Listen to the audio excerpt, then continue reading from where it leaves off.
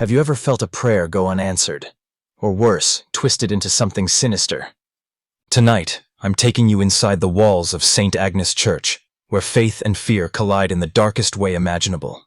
It all began when Father Michael, a devoted priest known for his unwavering faith, received an ancient, dust-covered manuscript found buried beneath the church's altar during renovations. The pages were inscribed with prayers unlike any he had ever seen. Prayers that whispered promises of divine power, but warned of dire consequences for the unworthy. Father Michael was a man of deep conviction, his life dedicated to service and the spiritual guidance of his parishioners. The discovery of the manuscript initially filled him with awe and reverence. He spent days studying the text, fascinated by the archaic language and the strange symbols that adorned the margins. Though the warnings were clear, the temptation to explore these forbidden prayers gnawed at him relentlessly. One stormy night, driven by curiosity and a desire to deepen his connection with God, Father Michael decided to recite one of these forbidden prayers alone in the candlelit chapel. As his voice echoed off the stone walls, the air grew heavy. The flickering flames warped and elongated shadows into grotesque shapes that seemed to crawl along the pews. The atmosphere thickened with an unnatural presence, as if the very air had been tainted by something malevolent. Suddenly, a chilling wind snuffed out the candles, plunging the room into darkness. In that suffocating silence, a low, guttural growl emerged from the shadows, a sound that was neither human nor beast. Father Michael's heart pounded as he fumbled for a match, but the darkness felt endless, pressing in on him, suffocating and cold. When the candles finally flickered back to life, the chapel appeared untouched, yet Father Michael was no longer alone. Standing before him was a figure cloaked in tattered robes, eyes glowing with an unholy light. It spoke in a voice that seemed to echo from the depths of hell itself, offering Father Michael a choice: eternal salvation or eternal damnation. Desperate and terrified, Father Michael asked what price he must pay. The figure smiled, a smile that split its face, revealing rows of jagged teeth, and whispered, "Your faith, your soul, and the souls of those you vowed to protect." From that night on, the church became a place of unbearable dread.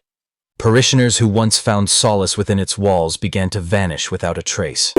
Whispers spread of a dark presence stalking the pews, and chilling cries echoed during midnight masses. The once vibrant community grew fearful, eyes darting nervously at every shadow, hearts heavy with unspoken terror. Father Michael, consumed by guilt and fear, tried to burn the manuscript, but the flames turned black and the pages reappeared, untouched and mocking. Each prayer he recited to counter the darkness only seemed to strengthen it, twisting holy words into curses. The sacred hymns became distorted chants, and the sanctuary he had once known transformed into a prison of despair. The villagers spoke in hushed tones of strange occurrences, candles flickering despite the absence of wind, cold spots that chilled the bones, and fleeting glimpses of the dark figure lurking just beyond sight. Children refused to enter the church grounds, and even the bravest elders avoided the midnight masses, fearing what lurked in the shadows. One evening, the church's ancient bell tolled 13 times, an impossible sound that sent the villagers fleeing into the night. Inside, Father Michael confronted the dark figure once more, pleading for mercy. The figure's eyes blazed as it revealed its true form. Not a demon from hell, but an angel corrupted by man's sins, bound to punish those who falter in their faith.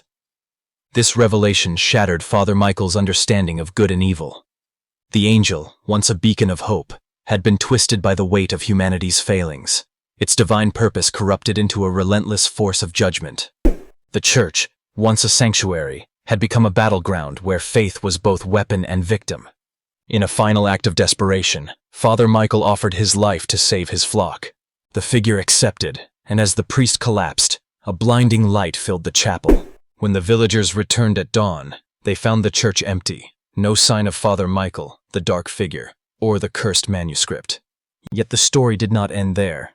Over time, the village slowly healed, but the scars of that night lingered in whispered legends and uneasy glances toward the old church. Some claimed to hear faint prayers twisted by darkness carried on the wind, a haunting reminder of the price paid for choices made in shadows. Elders warned their children never to disturb the church after dusk, and travelers passing through felt an unshakable chill when near its weathered doors. The bell, once silent, occasionally rang by itself, tolling an eerie count that no one dared to interpret. And somewhere, hidden between the realms of heaven and hell, a soul remains trapped. Father Michael's spirit bound to the consequences of that fateful night. His sacrifice a poignant testament to the peril of seeking power beyond the sacred limits, and a cautionary tale for those who dare to listen too closely when prayers are whispered into the void. So next time you pray, listen closely, because some prayers might never be answered the way you expect.